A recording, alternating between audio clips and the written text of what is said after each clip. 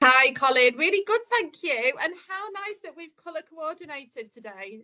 Yes, especially for the podcast listeners. I think that they really appreciate the color coordination. But anyway, we had a meeting recently about the security operations centers. These are where retailers bring together in one room all the video feed from their stores or their distribution centers, fulfillment centers, etc. We've been tracking this for over 10 years. The change over the last 10 years has been astonishing, enabled by the move to IP technology, video technology, and away from analog. Um, but also just the bandwidth has expanded so much that there's now just such a plethora of possible use cases. As one CEO of a company that makes the software for for video said, it's almost like we've created a sandpit for you all to play in, and it's down to your imagination how you may want to use that. So I started off with some survey results from 29 retailers who represented about 52,000 stores. Uh, Often they had just under two SOCs, security operations centers, and an average of about 28 full-time people working in those centers. We looked at what they were using for them for, and the names in the tin. It's a security operation, so most of the work is security. A lot of the work is planned, things such as gathering evidence packs, for example, being one example of a planned piece of work, and unplanned would be responding to an instant live, and shouting to the store and to the perpetrators get out of the store down the audience. So that's the just an arrange. But we went through that, and then we had a retailer present their journey. I think it went back at least 7 years. And how they have built out a security operations center, or a central monitoring place. And then we heard from the retailers. We had, I guess, about 60 odd retailers on the call, all contributing in different ways to the discussion as of when I was able to call on them, and they weren't on mute. But anyway, we did about 90 minutes in the end. It was fascinating, actually. But what were your takeaways, and what were the notes that you took down that could be instructive for those retailers who weren't able to join the call? Yeah, it really was a fascinating discussion. I think the first thing that I learned was that socks are not those woolly garments at the end of your feet. It's actually a security operating centre. And you presented some really interesting findings to kick us off with, and responses from 29 different businesses about how they're utilising operation centres. And it just really drove home just the variance and the level of maturity. So, you've already mentioned these have been around for nearly a decade, but some businesses very much in their sort of early steps towards developing these centres, whereas others have already begun to diversify. They might have multiple socks focusing on different things, whether that's alarms or whether it's broadcasting to, criminals in store.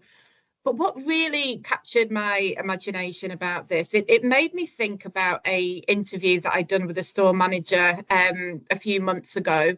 And a store manager said to me, I was employed to manage the store, but I'm a crime manager. I spend all of my days identifying, reporting, responding to crime. And what I love about the socks is the potential when you centralize some of these functions is that in your bricks and mortar stores, staff can get on with the job that they've been employed to do, delivering incredible customer service. And so for me, that's really, what these centres should be about. But yeah, it was quite striking, really, wasn't it? What did you think around the variance in terms of, the potential on how these centres can be operated? Well, as you say, it's everything from sort of picking up on slips and trips claims. Was that a real claim or was it not a real claim?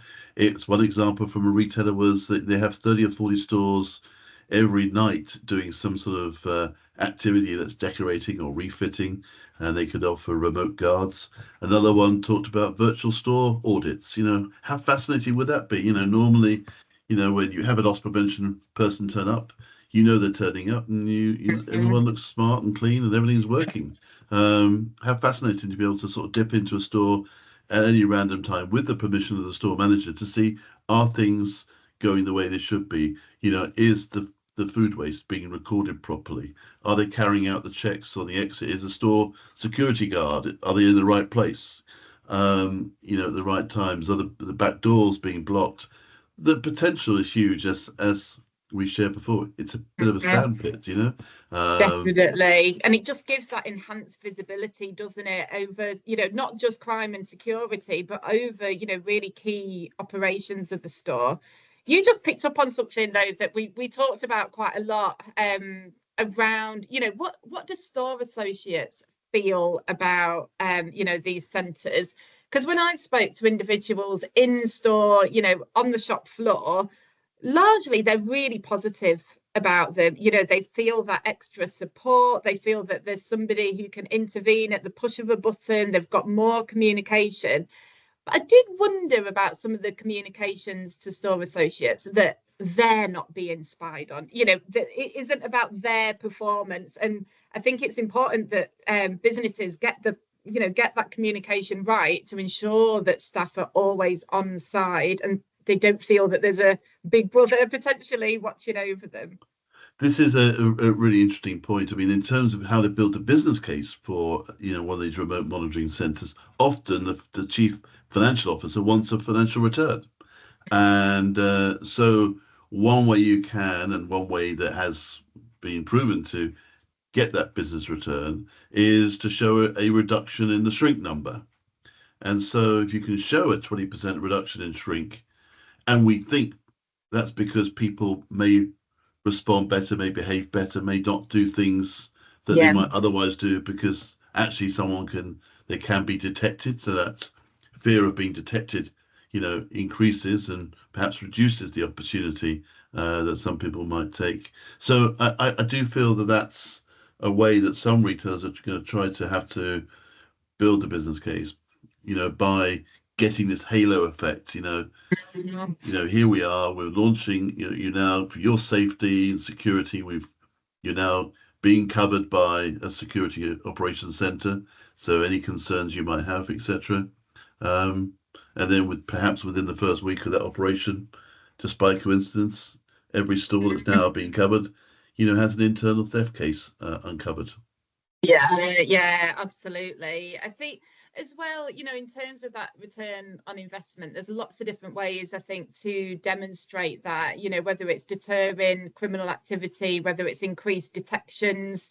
I wondered if there might be some unanticipated benefits as well, so thinking about that store manager, would it potentially, increase retention, staff retention, or staff recruitment is easier because people feel safer on the shop floor, perhaps? Well, I think if you're a lone worker, and you're the only person in the store, knowing that there's someone there at the press of a button, I think it must be hugely reassuring, and probably would be something that would make you, at least want to turn up for the job and be there, because it could be pretty scary working at 11 o'clock on your own late at night, and potentially people coming into the store, and you would not be protected. Yeah, definitely. And just by extension on that as well, one of the things that many of the presenters mentioned was that having these security centres actually enhance their relationship with law enforcement, because they felt that the intelligence that they were gathering was more robust. It was easier for them to share it. If they did call out the police, it was usually because they had a very, compelling reason to do so. So I think for any business case, demonstrating how you can build stronger relationships with law enforcement, I think has to be a positive thing. Well, this is music to the CFO's ear, isn't it? Because, I mean, I guess in two ways. First of all, the evidence collection, if you're asking every single store to do it, their own different way, and, that's really problematic. So doing it once centrally in the right way feels like a productivity improvement. But also and we heard and saw the evidence for, a lot of them are also visually verifying the alarm. So, not sending out a store manager at 4 o'clock in the morning, only to find a squirrel, rustling around in the nuts aisle, setting off the alarm. They hate the fruit aisle, by the way.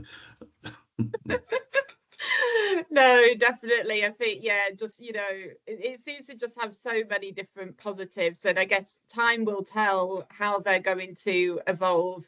But they're certainly a great example of how retailers are pulling their socks up. Yes, boom, boom. Sorry, But I couldn't help myself. yes, you'll be back next week. Yeah.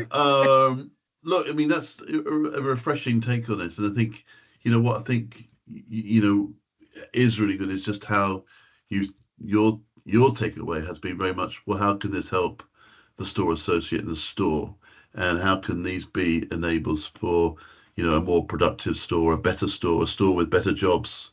That's Yeah. really fascinating. Thank you very much indeed, Thanks, and we'll Colin. see you next time. Fantastic. Thank All the you. best. Bye